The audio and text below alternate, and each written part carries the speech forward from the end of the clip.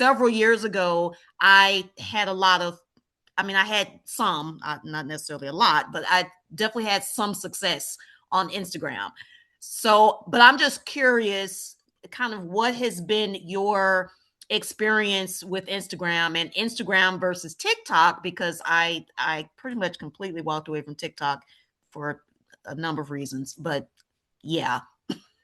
hmm Let's start with Instagram, then I'll walk everybody through Claude Design.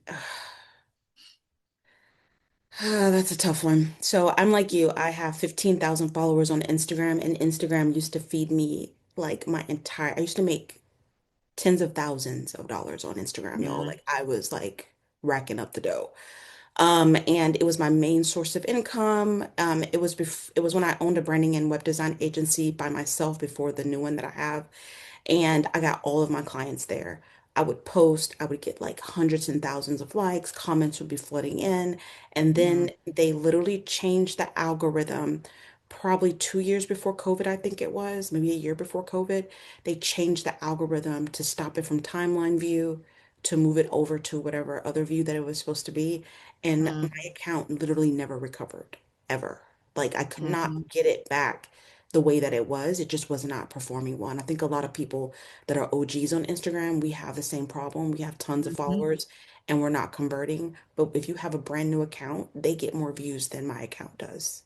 So I have clients that are on TikTok that are on Instagram right now. One client named Kendall Waters, she does really well on Instagram. And she's not having a problem at all. She has a small account, barely 1,000. Her views are like triple to four times higher than mine. So there's something going on there that I haven't quite figured out for older accounts. For newer accounts, I say definitely get on there and go for it. It works well. For older accounts like ours, something's happening. What I have seen that performed well for me is carousels still perform pretty decently. At least I can get over Mm-hmm. 100 or 200 views over there.